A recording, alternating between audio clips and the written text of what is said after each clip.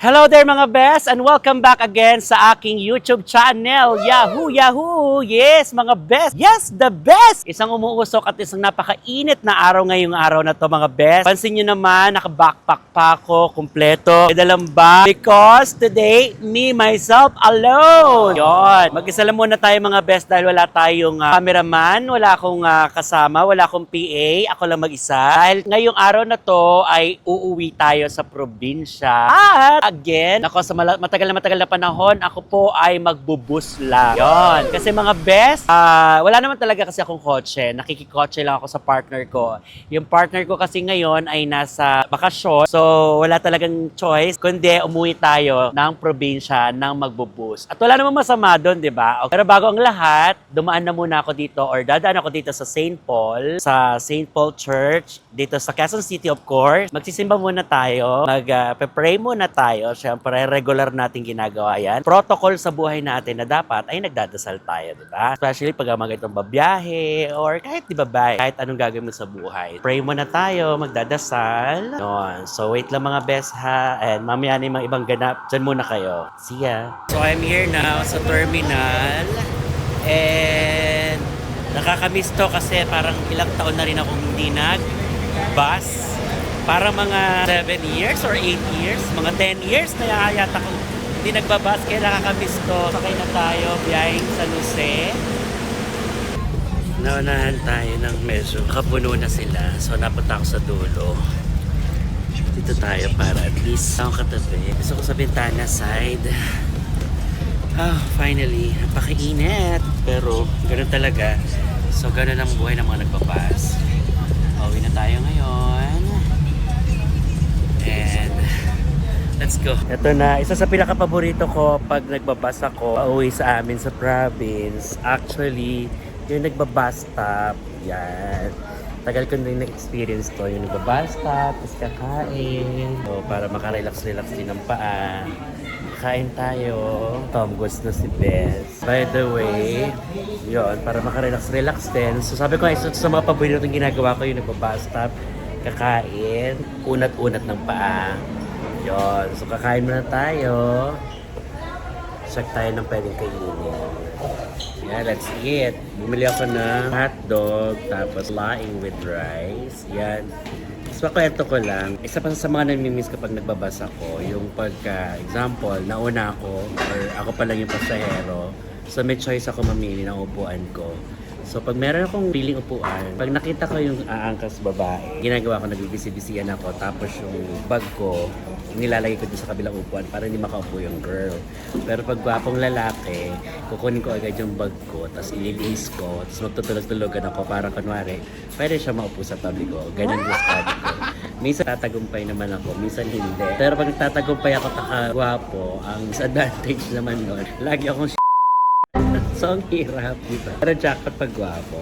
So, ngayon, babae na katabi natin, hindi tayo ginakpat. Hindi ko naman ginawa yung discarte ko. Nga, babae katabi ko, malaki pa yung puso. Kalat-kalat sa buwan.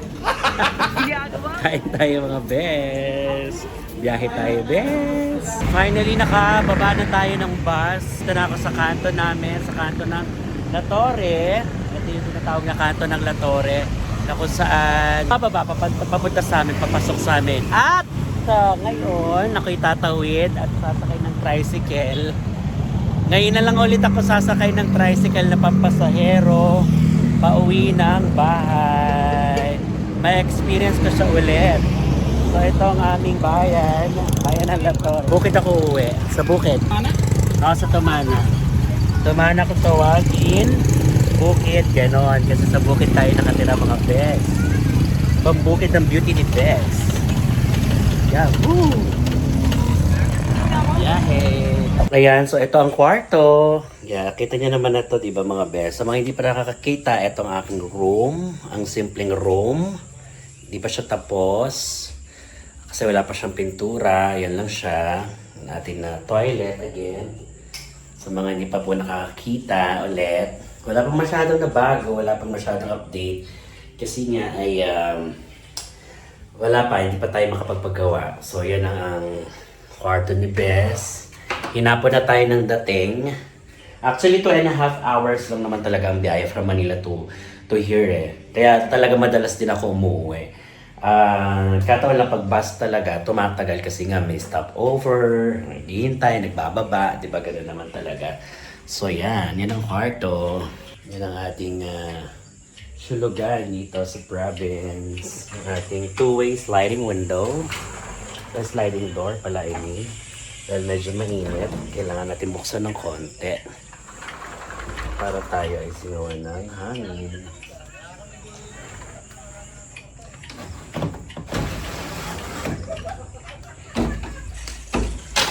Bakasyon mode. Okay tayo dito sa second floor ko. Yan, sa likod ng sa taas ng kusina. This is actually one of my favorite spot. Kasi, alam niyo dito, napaka-relaxing ng lugar, ng place. Hangin, no? Nakaramdam ako ng sariwang hangin. May tanawin na payapa lang sa mata paggabi. Yan, ganyan lang siya. Mas masarap dito kasi mas mahangin. Hindi ka tulad doon sa napakainit. Grabe. Yan, ito ang aking second floor. Bukas, marami tayong gagawin. Kaya, papahinga. And then, kapag pahinga, yun na. Gawin na natin ang mga dapat gawin dito sa bahay. Yahoo, yahoo. Fresh air. With fresh face. Oops. May pasalamin si Bes na. Good morning mga best! At syempre, isang napakaganda umaga sa inyo lahat. Kape-kape muna tayo dyan bago tayo magtsikahan. Yan, para dare-diretso ang ating ganap today. By the way, yun nga, pasensya na kayo kasi kagabi hindi ko na kayo masyadong na-update dahil pagod na ang best. So yun yung ating experience sa bus again, ang sarap-sarap. And alam mo kung magbabas talaga from Manila to province, laking tipid kung iisipin. Para nagbayad lang ako ng 300 plus or 350. Nagbayad ako ng 350 para sa pamasahe, parang gano'n. Pag umuwi ako dito, may sakay na kotse, parang kulang-kulang 5,000. Papunta pa lang kasama na tollgate, gasolina. Lalo ngayon, tumaas ang gasolina. So, less 10,000 ang nagagastos pag umuwi. Pero sa 300 plus na pamasahe, malaking bagay na tipid na yun, di ba? Yun nga lang kasi minsan na problema ko sa pagbabas kasi dahil mahilig ako magtsaa, mahilig ako sa tubig. So, makulo yung tiyan ko, makulit. Parang ganon. Anyway, ngayong araw na to, marami tayong gagawin kaya gumising ako ng maaga. Sabay ng mga huni ng ibon, naririnig nyo naman, di ba? Kikipagkulitan. Morning sa inyo, marami tayong gagawin ngayong maghapong ito. Kaya samahan niyo ulit ako at maraming salamat sa mga tumututok sa akin channel at sa mga bagong subscribers at viewers. Maraming salamat. So stay tuned. Pagkatapos magkape ay lalagarda na tayo mga best. Okay? Yahoo! Yahoo! Yahoo! Sa mga nangihingi po ng update sa aking bahay, again, inuulit ko po, wala po ako ngayon pang bagong dagdag sa bahay. Pasensya na mga best. Kung ano man ang meron na dadagdag dito sa akin, yung aming pagtatanim ng mga gulay at yan ang hindi mawawala at yun yung gustong-gusto ko. Mula na nagtanim tayo, this time harvest time na tayo. Harvest time na tayo kahit papaano.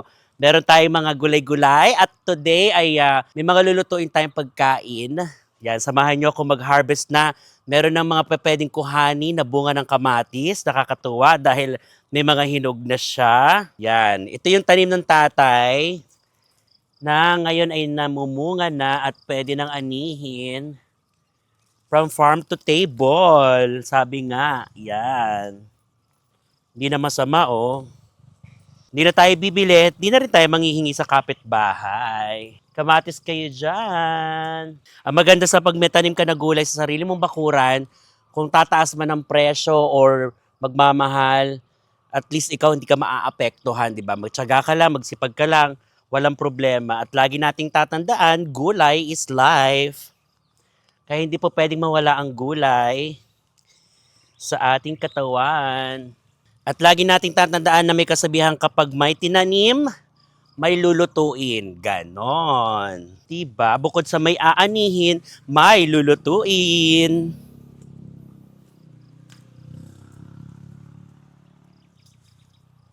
Tingnan niyo yung mga kamatis namin, ang daming hinog. Konting puno lang to, pero okay na rin yung mga bunga kasi ang daming napipitas.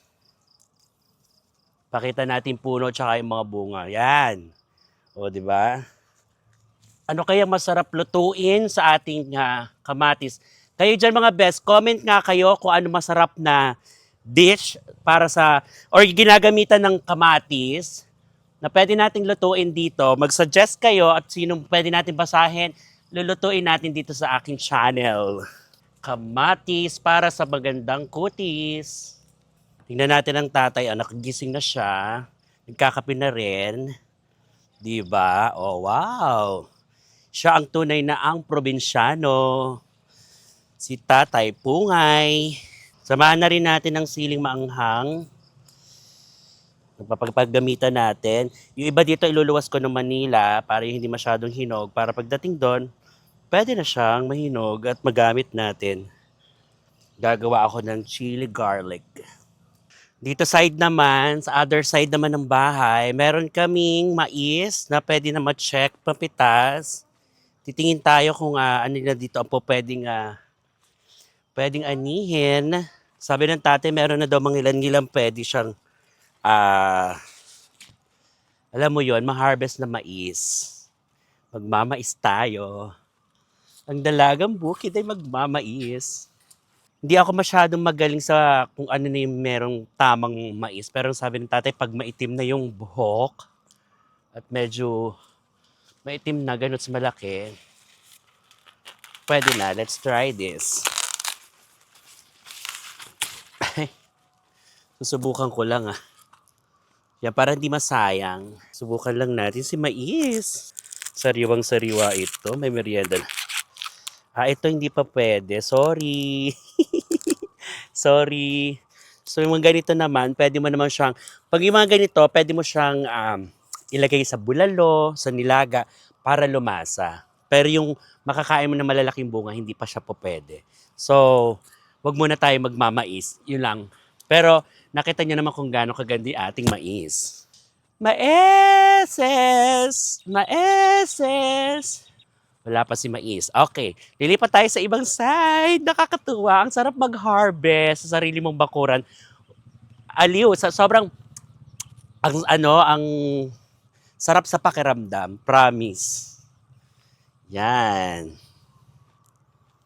Sa mga lola natin. Nagja-jogging mga lola. Kaway kayo dyan.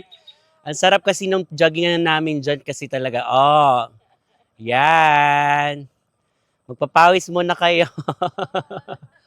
Ang saya. Okay. Actually, itong side ko na to, sabi ko nga, kung nakapanood nyo sa dati kong channel, sa dati kong vlog, dyan din ako nagja-jogging. This time kasi, ang sarap kasi talaga mag-jogging dito. So, napakaganda ng panahon. Today, nagja-jogging talaga ako dyan kapag umuwi ako. But since marami tayong gagawin ngayon, so ito na to, papawis na rin to at the same time, di ba? Yung mga gagawin ko ay nakakapawis. May kulitis. Alam niyo yung kulitis? Sa mga nakakakilala ng kulitis, ito napakasarap din ito. Tumutubo lang to dito sa mga bakuran, lalo sa mga probinsya, na pwedeng ilagay sa mga ulam din. Sarap din ito. Masustansya din itong kulitis. Sa mga nakakalam, hindi ko alam kung anong pangalan po sa inyo ng kulitis na to.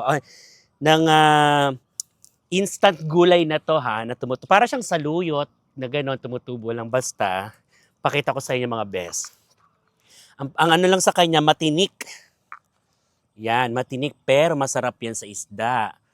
Oo, sa mga ulam. Ito naman yung ating munggo or sa amin naman sitaw na babal kung tawagin. Sitaw na babal, ayan siya. Yung nakapagka ayun naman, nagiging yung buto niya. Ayun. Ganon siya pag natuyo. Yung pinakabuto na naman na ganito, lagay natin dyan, baka tumubo pa. Ang daming kulitis, kukuha tayo niyan. Tapos yung ating talong, ang malantod na talong, nagtatago ka pa, ha? Yan, no? Dalawang klase ng talong meron tanimang tatay, isang pahaba at isang pabilog. Yan. Ang lalantod nila. Nakakatuwa. Ako'y tuwang-tuwa. Galak na galak ang aking puso. Kaya sabi ko sa tatay, magtanim ka pa ng maraming-marami dahil talaga namang masarap umani. Harvest lang tayo mga bes. Iiwasan natin ang tinik. Ayun, speaking of tinik. Tapos yung talbos ng sitaw din.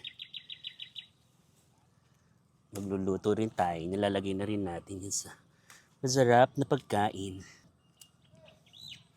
Kayo mga best, ano masarap na luto o dish na ginagamitan ng mga gulay? Dinengdeng, pinakbit, ano pa ba? Yung mga chop suey. Kasi yung mga gulay chop suey, normally, tumutubo sa Baguio, diba? Sa Baguio, sa Nueva Vizcaya, or sa malalamig na lugar. Dito, hindi talaga siya kaya kasi majinit. Harvest, harvest. Ito naman side, yung ating sitaw naman. Sitaw. Ang daming bunga ng sitaw. Sitaw, sitaw kayo dyan. Ang daming bunga, nakakaaliw. Talaga, sobrang nakakatuwa. Galak na galak talaga akes. Sitaw kayo dyan. Ever since wala pa akong ganitong bahay, wala pa akong ganitong bakuran. Magulay talaga akong tao. So, bumibili talaga ako sa palengke. Yan, bumibili ako sa palengke. Alam mo yon, ang mahal-mahal. Parang kulang-kulang 500 na. Mangilan-ilang pilang perasong gulay. So, ang laking tipid, di ba? Wala kang bang gagawin kundi mag-effort mamitas, effort manguha. At walang masama kasi double purpose na to. Exercise, papawis, lahat and all. Ayun, so ang tatay umalis. Pupunta sa kanyang mga amigo, kanyang mga pinsan, sa kanyang mga pamangkin. Barkada niya na yung mga yon. Pupunta muna siya doon. Siesta. At aani sila ng ibang gulay doon. Doon din may iba doon mga binibenta ko rin sa online selling. Tayo mamitas ba ng maraming gulay. Itong side, puro talong din, no? Yan. Ang kabilang bakod na yan, sa pinsan ko lang din yan. Sa mga pinsan ko yan, so meron silang mga sarili tanim din, na minsan yun na din na-harvest natin para ibenta. Ayan, oh, may patola pa, oh. Lantod ng patola. Dito tayo side, mangunguha ko ng talbos ng kamote. Sasama natin yan sa mga ulams-ulams ko mamaya. Talbos ng kamote, pampaganda ng dugo. Tama ba? Kahit ilaga lang siya, tapos pitasan mo lang ng napakasarap na kamatis at bagoong. Chill lang, tama ng ulam.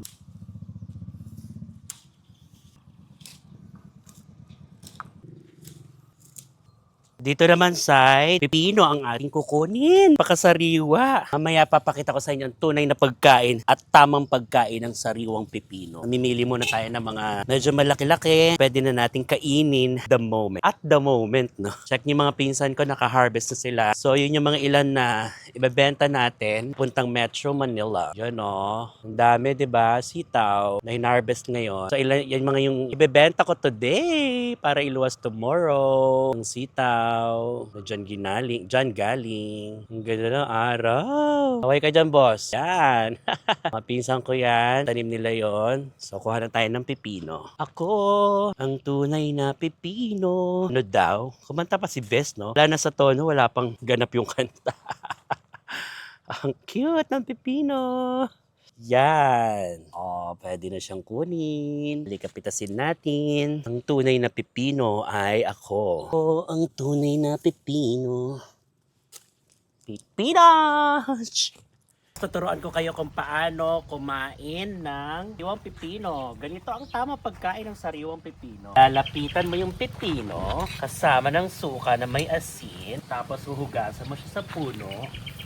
Ay, mas malaki-laki. At yan, huhugasan mo siya sa puno niya. Simbalat niya kahit di nabalatan, mas malutong. Yan. Ay, pwet! Huhugasan natin siya at tatanggalin natin yung dulo. Tapos, dadalhin natin yung suka sa tabi niya mismo. Ganon.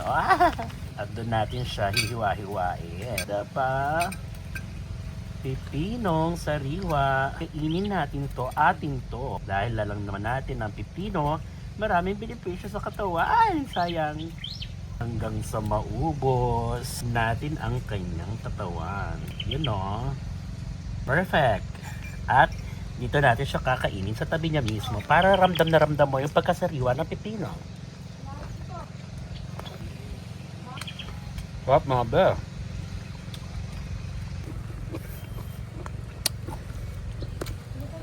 Ganyan ang tamang pagkain ng pipino.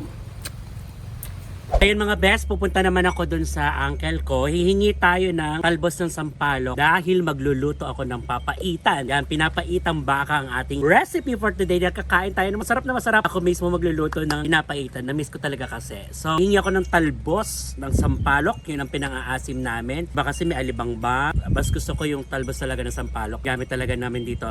And hihingi na rin ako ng siling green or panigang or ginagawang dynamite. Kasi naubusan na ako dito sa tanim ko, sa mga tanim namin. Nalagay natin sa pinapaitan at gagawa ko ng ensaladang sili. Ay, parang first time nyo marinig siguro yun, no? Ensaladang sili. So, gagawin natin yan mamaya. Para siyang, salad na sili na may sari-saring gulay at ganap. So, pupunta lang ako doon at papakita ko rin sa inyo kung saan namin hina-harvest yung mga business natin for Pungay's Online Palengke. Ayan, ang aking page ng Pungay's Online Palengke. Actually, sa tatay ko yan, aming pop. Yung mga online selling ko dito, doon namin pinipitas yung iba, sariwa, at papakita ko sa inyo lahat. Mayroon tayong makikita ng mga pipino, kamatis, mga ganun. Okay, puntahan natin yung mga tabi-tabi na doon, pati yung sa uncle ko nga, nahihingan ko ng talbos ng sampalok. Let's G, para marami na magawa at magluluto pa ako ng papaitan.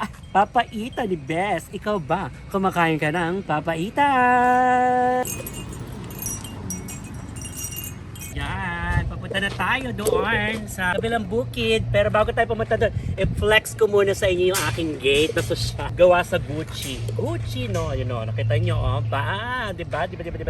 Dahil wala pa tayo masyadong papagawa, kaya pagtsagaan muna natin ang gate ni Bes. Open Sesame! Let's go! Bukid time!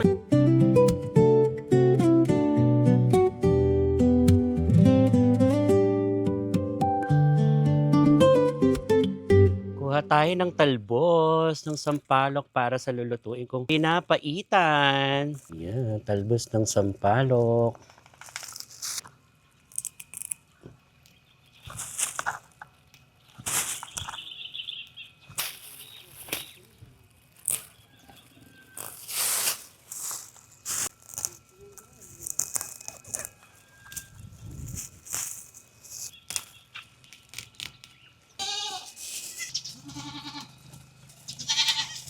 Yan, so hiningi nating talbos ng sampalok na yun. Ito na siya. Tatadtadin natin ngayon yan. Ayan ang pang-aasim natin. Actually, walang bunga yung sampalok kaya bumili na lang ako ng bunga. Bumili na lang ako ng bunga pandagdag. Tapos yung sili natin pinitas kanina. Ang sili nating nahingi. Ayan. At ito na yung pinapaitan natin. Ang bakang pinapaitan. At yung mga gulay-gulay na pinitas natin kanina. And then, let's cook na para may makain na tayo mga best. Pinapaitan ni Bes. Let's go. Start cooking na mga best. Syempre mantika. Ika muna tayo. Pansin nyo ba ang cute ng kubo ko, no? Dito na nagaganap lahat. Dito ako nagluluto. Ito yung aking outside kitchen. O, may pa outside kitchen pa tayo nalalaman. Yung simpleng outside kitchen natin pansamantala. Dito ako nagluluto. Ito na rin ako naglalay ng gulay-gulay namin. Online selling ng gulay. Kaya, ayan, supportahan nyo po ang aking online gulay dyan, mga best. Bawang, sibuyas at luya. Ang isa sa pinaka-importante sa pagluluto natin na pinapaitan. Dahil yan namang papalasa at ang pinapaitan naman na magtatanggal ng plancha. Ito na ang ating baka. Yumminess. Iba, kambing ang niluluto. Pero kung mas gusto ko ang baka, wala lang, nasabi ko lang. Kayo dyan mga best, comment nga kayo na po pwede nating lutuin pa. So, pwede natin sangkutsahin sa kusina ni Bes. By the way, meron pala kaming kantin para sa mga angels ko nga pala. Yung kantin na yan, mga angels ko, kumain kayo dyan. Tandang Sora, Quezon City. So, meron din tayong chef dyan, tigaluto. Yun ay, sabi ko nga, ay regalo natin sa ating mga angels. Negosyo nila yon, support lang tayo. Tandang Sora R&R Building. Yan lang po ang isa-search nyo. Sa lahat ng mga riders, Lalamove drivers, or kahit anong driver kayo, sa mga nagtitipid, punta kayo doon, kumain kayo. Meron kayong libreng isang longganisa sa kada order nyo ng gulay or ng ulam. Walang ganong restaurant ha, walang ganong kantin ha. Si Bes lang nakakagawa nun. Para tulong na rin natin sa mga nagtitipid kasi ang hirap ng buhay ngayon. Lika, i-flex natin yung ating pinapaitan. Lalagyan ko lang ng kaunting patis. Siyempre, ang patis natin ito sa magpapalasa din yan. Yan. Mga best, nandito naman ako sa aking balkonahe, isa sa mga favorite spot ng bahay ko. Dahil dito talagang relaxing, hangin, lalo sa gabi, napakalamig. Ito tayo kumain na pinapaitan. Paitan kayo dyan, sarap po. Napaitang baka. Pinapaitan ala Novo Ecijano.